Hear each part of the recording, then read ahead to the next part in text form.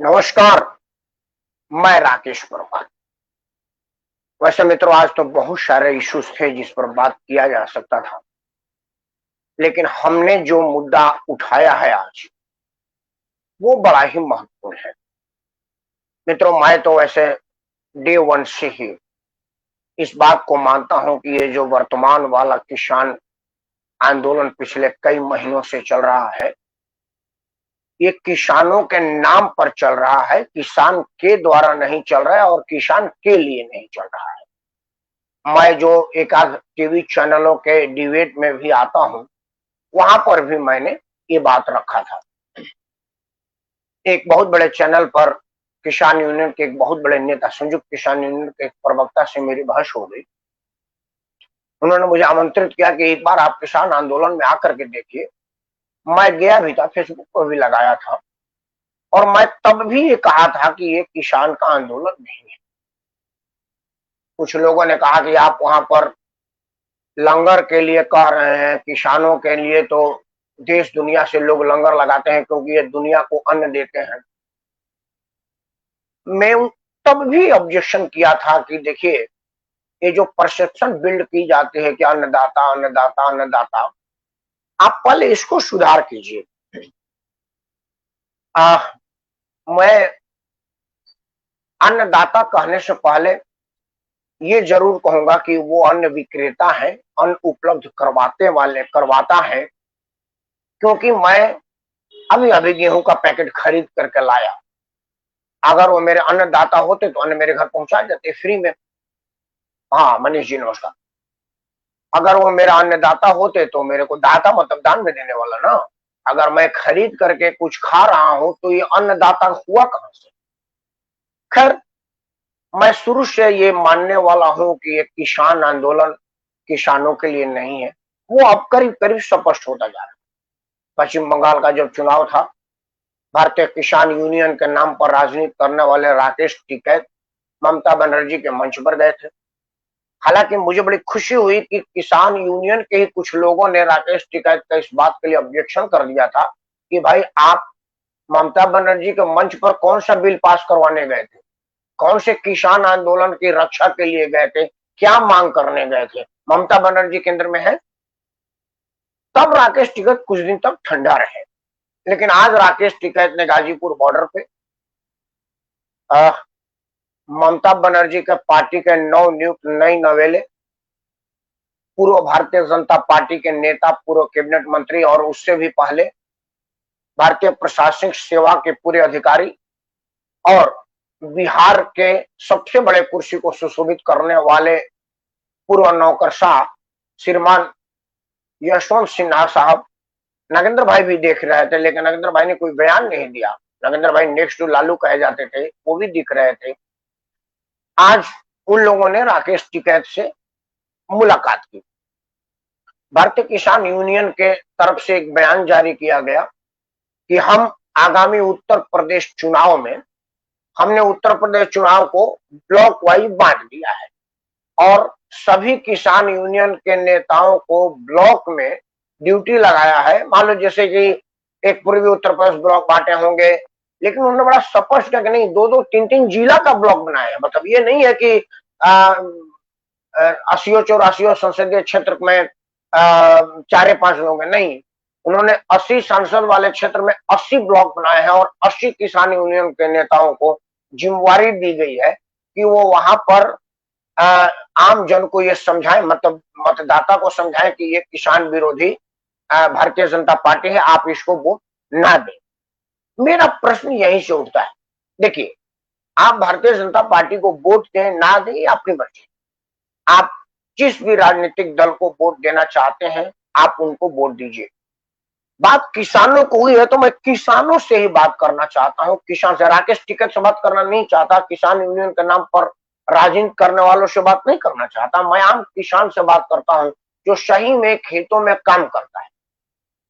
1952 में जब हमारा देश आजाद हुआ और हमारा अपना संविधान लागू हुआ, मतलब 48 में आजाद हो गया था, लेकिन जब से 1952 में हम पहली बार संसदीय चुनाव के माध्यम से चुनाव जीते और अपना सरकार बनाए, हमने 26 जनवरी 1952 को अपना एक अलग अपना संविधान अपनाया और संविधान के तहत आज तक सरकार चल रही है,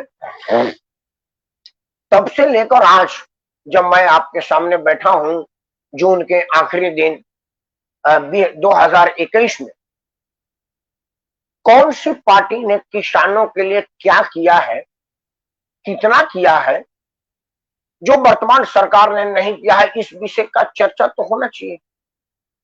कौन से पार्टी किसान हितैषी है, कौन से पार्टी किसान विरोधी है, किस पार्टी ने किसान की कुर्बानी का ध्यान रखा, किस पार्टी ने किसान के मेहनत का मान रखा, किस पार्टी ने किसान को उचित मुआवजा देने का प्रावधान किया, किस पार्टी ने किसान का इंश्योरेंस का व्यवस्था सोचा, किस पार्टी ने किसान के खाते में सीधे मदद पहुंचाने का योजना लागू किया और अनडाउट अनइंटरप्टेड और बिना किसी डिडक्शन के सीधे पहुंच भी रहा है।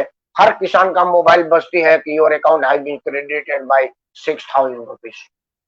तो ये कौन पार्टी कर रहा है, ये बात तो किसान सोचेंगे ना भाई। किस पार्टी ने किसानों के लिए यूरिया में छूट दे दिया कि अब जब चाहे आपको यूरिया मिल जाएगी। मुझे याद है कि हम लोग जब गांव में रहा करते थे तो यूरिया के लिए कोऑपरेटिव बैंक के सामने रात से ही जाके लाइन लगा देते थे, रात से, और सवेरे 2-3 लोगों को मिलती थी, उसके बाद ताला बंद हो जाता था, यूरिया खत्म। हमने ये भी सुना देखा, हालांकि तब इतना मीडिया सक्रिय नहीं था, मोबाइल नहीं था, कि यूरिया की गाड़ी चलती तो थी गोदाम में आने के लिए कोऑपरेटिव पे, लेकिन गोदाम तक नहीं आती थी, उधर से ब्लैक मार्केट में बिक जाती। खाद के लिए, बीज के लिए जो मारा मारी और जो जिलतें हम लोगों ने झेला है, देखा है, अब उन लोगों को यूरिया मुफ्त में, मतलब प्रचुर मात्रा में मिल रहा है, वो ये बात कहेगा नहीं कि भाई किसानों के लिए पहले वाली सरकार थी कि हमको यूरिया के लिए लाठी खाना पड़ता था। नरेंद्र मोदी का एक निर्णय कि यूरिया में नीम कोटी कर दो, उसकी उर्वरक शक्ति भी बढ़ जाएगी, कीटनाशक का क्षमता भी बढ़ जाएगा और ब्लैक मार्केटिंग भी रुक जाएगा। तो ये सरकार के कामों को भारतीय किसान सोचेगा ना। मैं भारतीय किसान यूनियन की बात नहीं कर रहा हूं, मैं भारतीय किसान यूनियन के नाम पर राजनीति करने वालों की बात नहीं कर रहा हूं, मैं भारत के किसान से सीधा बात कर रहा हूं। मेरा संवाद भारत के किसान से सीधा है कि क्या गली गली घूम करके नुक्कड़ नाटक और नुक्कड़ सभा कर करके ये कहना कि ये किसान विरोधी भारतीय जनता पार्टी सरकार है, से किसान का कोई फायदा है? तो क्या आपके नाम पर कमाई नहीं हो रही है, उगाही नहीं हो रही है, ब्लैकमेलिंग नहीं हो रही है? ये बातें आपको सोचनी पड़ेगी, आपको अपने नेताओं को बतानी पड़ेगी। और नेताओं, हालांकि मैं नहीं मानता कि वो नेता है, वो नेतागिरी करते हैं। अभी जो लोग किसान यूनियन के नाम पर लाइमलाइट में है, चेहरा उनका दिखता है, वो सब के सब नॉन फार्मिंग फार्मर है, मतलब उन्हें किसानी का क भी नहीं आता। राकेश टिकैत खुद दिल्ली पुलिस में अफसर थे, उन्होंने कभी खेत का हल मुंह देखा है? खेत में उन्होंने जितने खेते हाईवे के बगल में कब्जाया हुआ है, जितने विवादित जमीनों पर कब्जा बनाया हुआ, क्या उन जमीनों को भी वो देखे हैं? वातानुकूलित टेंट में शानदार गद्दे पर सो करके किसानों को जमीन पर सोने और ओले और ओस में मरने के लिए छोड़ देने वाला राकेश टिकैत क्या कभी किसान के दर्द को समझते हैं कि जब किसान पटाई के टाइम में भोर में जाता है और ठंडी हवाएं बहती है और वो पानी में भीग करके खेतों में पानी डालता है, तो उस वक्त उसकी क्या स्थिति होती है? कभी राकेश टिकैत को इसका प्रैक्टिकल अनुभव है? कभी राकेश टिकैत इस अनुभव को, अंतर को महसूस कर पाए हैं कि यूरिया के लिए पुलिस और गुंडे के लठ खाने वाला किसान मर जाता था और कहीं कोई पूछनिहार नहीं था? और आज जबकि किसान जब चाहे जितना चाहे यूरिया खरीद सकता है, क्योंकि यूरिया का ब्लैक मार्केटिंग में और फैक्ट्रियों में जाने का रास्ता ही बंद हो गया, तब वो कोई अंतर समझा पाए हैं राकेश टिकैत? राकेश टिकैत और टिकैत के जो वो गुर्गे लोग हैं, जो उनके मददगार लोग हैं, जो दारू बिरयानी बंटवा रहे हैं, उनमें से कितने लोग उस गरीब किसान के घर गए जो गरीबी और मजबूरी में आत्महत्या कर लिया, बैंक का लोन नहीं दे पाया, साहूकार का पैसा नहीं दे पाया और मजबूरी में अपने आप को लटका लिया। राकेश टिकैत कभी उसके घर हालचाल पूछने के लिए गए हैं? राकेश टिकैत पश्चिमी उत्तर प्रदेश में गन्ना बहुल है और गन्ना मिलों की बकाया है, आज तक सारे लोगों सारे किसानों की बकाया नहीं दी गई है। क्या कभी राकेश टिकैत उनके बकाये की बात करने गए हैं? चीनी मिलों से कभी उन्होंने चीनो मिलों के गेट पर हड़ताल किए हैं? कभी कोई धरना प्रदर्शन किसी चीनी मिल के गेट पर किया है कि भाई गन्ना मजदूरों का पैसा अब तक बकाया है, आप पहले उसका भुगतान कीजिए?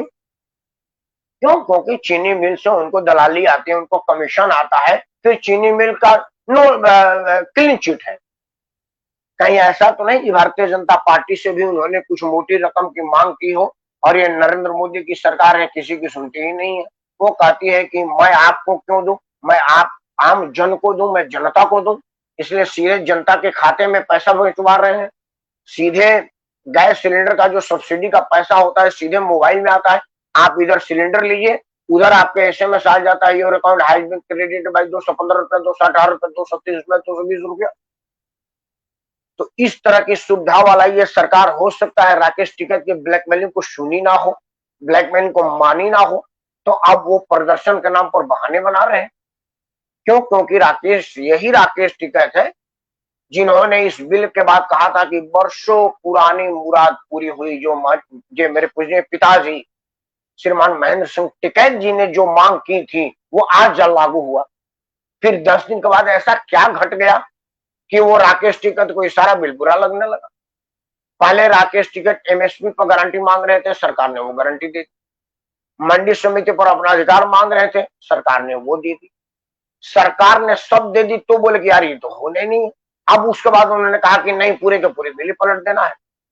तो क्या मैं वो लोग जो व्हाट्सएप यूनिवर्सिटी में एक बयान चल रहा है, मैं इसकी सत्यता तो नहीं जानता, मैं सिर्फ यूज और रेफरेंस के लिए कह रहा हूं कि राकेश टिकैत किसी और संगठन या किसी सरकार विरोधी लोगों के मोहरा बन गए हैं। और ये तो कम से कम दिख रहा है कि राकेश टिकैत स्व विवेक से काम नहीं कर रहे हैं, राकेश टिकैत अपने मर्जी से काम नहीं कर रहे। मित्रों, मैं राकेश टिकैत की वर्तमान भूगोल और भविष्य के विषय में बात नहीं करता, ना ही मैं इस विषय पर चर्चा करता हूं कि राकेश टिकैत ने कितनी जमीनें कब्जा की हैं और उनकी आर्थिक स्थिति अचानक इतनी ज्यादा बढ़ कैसे गई है। क्योंकि ये चर्चा करने पर फिर हमारे देश के कई सारे नेताओं के आमदनी का स्रोत नापना और जानना पड़ेगा। इस देश का दुर्भाग्य यही है कि जो आदमी गरीबी की लड़ाई लड़ने का आंदोलन छेड़ता है, उसकी खुद की गरीबी एकदम काफूर हो जाती है, कुछू हो जाता है। वो फिर बड़ी बड़ी लंबी गाड़ियों में चलने लगता है और देश के हर महानगरों में उसका अपना बंगला हो जाता है, हर महानगरों में उसका अपना फार्म हाउस हो जाता है। उसके बच्चे छुट्टियां मनाने विदेश जाने लगते हैं और महंगी महंगी आलीशान बंगलों में रहने लगते हैं। वो आंदोलन गरीबी की कर रहा है। जो आदमी पिछड़ी के उत्थान की बात करता है वो आज तक पिछड़ी के हाथ का पानी नहीं पीता। वो कहता है तुम गंदे लोग। मैं नाम नहीं रखूंगा, आप देख रहे होंगे कि जो लोग दलित वर्ग की राजनीति करते हैं उनके घर में निजी स्टाफ में कितने दलित हैं। मैं शुरुआत करता हूँ, आज मैं उत्तर प्रदेश का रहने वाला हूँ। मायावती हमारे यहाँ की मुख्यमंत्री है, मतलब मुख्यमंत्री थी, नेता थी हमारे उत्तर प्रदेश की। और अभी उत्तर प्रदेश में जो 3 दल है, चौथा भारतीय जनता पार्टी, समाजवादी पार्टी और बहुजन समाज पार्टी, कांग्रेस पार्टी का तो कोई नाम ही नहीं है। तो जो दल है भारतीय जनता पार्टी, समाजवादी पार्टी और बहुजन समाज पार्टी, तो उसमें से एक दल तो है ही है। तो आपने देखा होगा कि बहुजन समाज पार्टी में कितने बहुजन के लोग हैं, उनके निजी स्टाफ, कितने बहुजन समुदाय के लोगों को जूता पहन करके अंदर जाने की परमिशन है। और जब वो महारानी की तरफ से मायावती कुर्सी पर बैठती है तो कितने लोगों के बगल में, कौन से दलित लोग उनके बगल में कुर्सी पर बैठ जाने की क्षमता रखता है? क्योंकि जब पार्टी की विरासत और वरासत संभालने की बात आती है तो अपने भतीजे को कुर्सी दी जाती है, भतीजे को राजनीतिक वर्चस्व दी जाता है, आम दलित में से किसी को उत्थान दिया जाता है? उसी तरह से मैं मुलायम सिंह यादव की बात करता हूं, पिछड़ी और यादव की राजनीति करते हैं और जितने देश मलाई वाली पोस्ट है वो सब अपने दादा परदादा पोते नाती भतीजे भाई को ही दे देते हैं। किसी आम अहिर को, किसी आम यादव को अगर मुलायम सिंह यादव ने दिया हो तो बताए। उसी तरह से मैं और मतलब मैं राजनीति की बात कर रहा हूं कि जहां कोई राजनीति में आता है, जिस मुद्दे को उठाता है वो उसी मुद्दे में मालामाल हो जाता है, बाकी लोग गरीब हो जाते हैं। किसान यूनियन की बात करने वाले महेंद्र सिंह टिकैत के दोनों पुत्र राकेश और नरेश टिकैत की खुद की माली स्थिति आजकल कितनी है, कितने कोल्ड स्टोर है, कितने फार्म हाउस है और कौन कौन शुगर मिल से कितनी कितनी कमाई है, ये बात कोई जांच कर ले तो राकेश टिकैत को भी दिखा जाएगी, बोले कि मैं भारतीय जनता पार्टी के विरुद्ध आवाज उठाऊं इसलिए सरकार हमारी जांच कर रही है। लेकिन उनकी मोरल जिम्मेदारी बनती है ना कि वो किसान है तो वो अपनी खुला किताब है ले आकर सामने रखेंगे, देखो मेरे पास इतना भी राकेश है, इतने एकड़ खेत है और आमदनी का ये स्रोत है।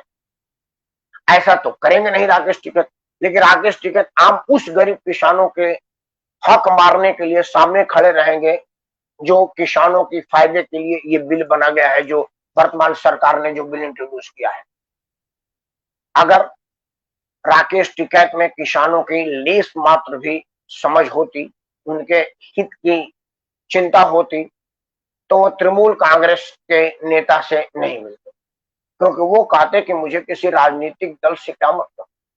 ना ही भारतीय किसान यूनियन के संयुक्त प्रधान से ये प्रेस कॉन्फ्रेंस किया जाता कि ये हम पूरे उत्तर प्रदेश के चुनाव में घर घर जाएंगे और बताएंगे कि किसान विरोधी पार्टी है, आप इसको वोट ना दीजिए। आप किसान के हितों की मांग करते करते राजनीतिक पार्टी विशेष भारतीय जनता पार्टी को वोट ना दीजिए कि राजनीति पर आ गई, ये कौन सा किसान का आंदोलन है। मित्रों, एक और हंसने वाली और बल्कि सोशल मीडिया पर तो बड़ा मीम बन रहा है इसका, मैं भी एक मीम को शेयर किया हूं। एक पत्रकार, मीम है ये, ओरिजिनल नहीं है, हालांकि जिस पत्रकार का मीम बना हुआ है वो मेरे बड़े बढ़िया जानने वाले हैं, मेरे फेसबुक पर कई बार मुझे आशीर्वाद दिया है, मिस्टर प्रभाकर मिश्रा News24 में काम करते हैं, उन्हीं का फोटो बना करके दिखाया गया मीम। मीम यह है कि पत्रकार कह रहा है कि जरा गमछा हटा के बात करिए, बात में डिस्टर्बेंस हो रही है। तो राकेश टिकैत कह रहे कि गमछा हटाने से बात का क्या मतलब है, तो पत्रकार कह रहा है कि फिर 370 और किसान आंदोलन का क्या मतलब है। मतलब राकेश टिकैत जम्मू कश्मीर के मामले पर बयान दे रहे हैं कि सरकार को जल्दी से जल्दी 370 धारा को वापस रिस्टोर करना चाहिए। अब मैं उस कम अकल राकेश टिकैत से पूछना चाहता हूं कि धारा 370 और किसान आंदोलन का क्या मेल है। कि धारा 370 के रिस्टोर हो जाने से भारतीय किसान यूनियन का कौन सा वाला मुद्दा हल हो जाएगा। किसान बिल जो तीनों के तीनों तुम रिमूव करने की बात करते हो, उसमें कहां लिखा है कि 370 की वजह से फलाना वाला किसान का हित प्रभावित हो रहा है। तो अब ये स्पष्ट हो गया है कि राकेश टिकैत की राजनीतिक मंशा है, या वो किसी देशद्रोही के हाथ में खेल रहे हैं या मोदी विरोधी के हाथ में खेल रहे हैं, ये तो राकेश टिकैत बताएंगे। लेकिन हम जैसे लोग जो सीधा और स्पष्ट समझने वाले लोग हैं, उन्हें बिल्कुल समझ में आ रहा है कि राकेश टिकैत किसान का छोड़ करके बाकी सब कुछ सोच रहे हैं। उनके मन में कभी ना तो किसानी थी, ना किसानी है, और न ही किसानों के हितों की रक्षा करने की कुछ चिंता है। राकेश टिकैत भारतीय राजनीति के मोहरे बन गए हैं, राजनीतिक दलों के मोहरे शिकार बन गए हैं, या भारतीय जनता पार्टी से कोई बड़ी लंबी डील चाहते थे और नरेंद्र मोदी ने उनको निराश किया, बोला कि हम किसी बिचौलिए का डील नहीं बर्दाश्त करते, क्योंकि नरेंद्र मोदी यही नरेंद्र मोदी है जो सत्ता के गलियारों से पत्रकारों का रास्ता बंद करवा दिया। बोले ये पत्रकार बाइट लेने के लिए आए, ये गलियारे में सीधे हनक लगाते हुए क्यों आ जाते हैं। और आप देख रहे होंगे कि जो जो लोग कल को सत्ता में दामाद की तरह से पूजे जाते थे, अब वो सबके सब फेसबुक और यूट्यूब पर नरेंद्र मोदी को गाली देते हैं। नरेंद्र मोदी के विरुद्ध में इतने अंधे हो चुके हैं राजनीतिक दल के लोग और पेड पत्रकार जिनको कहते हैं, कि एक हमारे पूर्वांचल का पत्रकार है, छपरा जिला का, भोजपुरिया बोलता है, लेकिन वो भोजपुरिया के नाम पर कलंक है। वो गुप्तेश्वर पांडे का टीका लगाने की आलोचना कर रहा था कि एक आदमी कल डीजीपी था, आज ये टीका क्यों लगाए हुए हैं। अब एक कमअकल इंसान, उच्च कुलीन ब्राह्मण है वो, ब्राह्मणत्व में लोगों को प्रवचन कर रहा, उनका काम है, उनके बाप दादाओं ने हमें हिंदू और सनातन धर्म की शिक्षा दी है, वो पढ़ लिख करके आईपीएस हो गए, डीजीपी हो गए और अब पुलिस सेवा से निवृत्त हो चुके हैं, तो अपना वो ब्रह्मत्व कर रहे हैं, उसमें तुम्हारे दादा का क्या जाता है भाई। वो कोई कुकर्म कर रहे होते, रिटायर होने के बाद मुर्गा पार्टी कर रहे होते, वेश्यावृत्ति कर रहे होते, तो तुम कहते कि कल तक डीजीपी था, आज वेश्याओं के कमर में हाथ डाल के घूम रहा है। वो आदमी हिंदू धर्म के मान्यता से प्रवचन कर रहा है, रामायण का पाठ कर रहा है, तेरा पट रहा है। यही है, यही हनक है, पगला गए हैं लोग। नरेंद्र मोदी के आने से कई लोग पगला गए हैं और अनाप शनाप बोल रहे हैं। वो यहाँ राकेश टिकैत की हो गई। मतलब मुझे तो बड़ी हंसी और खुशी होती है कि नरेंद्र मोदी की अगर और 2 टर्म सरकार चली जाएगी ना, तो पागल खाने में पागलों की संख्या रखने के लिए अलग से अस्थायी पागल खाना बनाना पड़ेगा। क्योंकि अभी तक तो ये अनाप शनाप बोल रहे हैं, कल को ये सड़क पर कपड़ा ना चुनने लगे, मुझे इस बात का डर है। क्योंकि ये पागलपन का ही परिभाषा है, पागलपन का ही लक्षण है कि आप एक डीजीपी को इस बात के लिए आलोचना कर रहे हैं कि वो रामायण का पाठ क्यों नहीं कर रहा। भारत में सनातन धर्म का मानने वाला गुप्तेश्वर पांडे उच्च कुलीन ब्राह्मण जाति का, और हमारी संस्कृति में पंडित जी लोग तो हम लोगों को प्रवचन कहा करके ही हमारा मार्गदर्शन करते थे, सनातन धर्म से हमारा साक्षात्कार कराते थे, और उनका रोजी रोटी और व्यवसाय यही था। वो तो अब पंडित जी लोग पढ़ने लगे, नहीं तो पहले से पंडित नौकरी कहाँ करता था। वो तो हमारा पूजा पाठ करवाता था, सनातन धर्म से हमारा साक्षात्कार करवाता था। गुप्तेश्वर पांडे वही कर रहे हैं। अब गुप्तेश्वर पांडे पुलिस के सेवा से सेवानिवृत्त हो गए हैं, तो अब शासकीय झंझट रहा नहीं, तो अपने वो खानदानी काम जो हमको साक्षात्कार करवाना होता है सनातन से, वो कर रहे हैं। तुम वो वेश्यावृत्ति वालों पर तो जाते नहीं, दारू वाले पी करके लुढ़के रहते उस पर तो तुम जाते नहीं, क्योंकि वो तुम्हारे चचा हुआ करते थे, तुमको चढ़ावा देते थे, जूठन चाटते थे तुम उनसे। उसी तरह से नरेंद्र मोदी की वजह से कितने पत्रकार जिनको जौ और बाजरे का फर्क नहीं पड़ता, वो भी नरेंद्र मोदी की आलोचना कर रहा है। कितने लोग रस्सी पर थपड़ी बजाते हुए पत्रकार कर रहे हैं। कल को स्थिति आएगी घर घर थपड़ी बजाने की नौबत आ जाएगी। तो मित्रों, आपका प्रधानमंत्री खड़ा है और बड़ा है, तभी ये सब का सब पगलाए हुए हैं। आप अपने प्रधानमंत्री का साथ दीजिए, और मैं आपसे मांग करता हूं कि उत्तर प्रदेश में भारतीय जनता पार्टी का समर्थन कीजिए, भरपूर समर्थन कीजिए, ताकि ये सब के सब बिलबिलाए हुए लोग बाहर आए और आप इनकी पहचान कर सकें।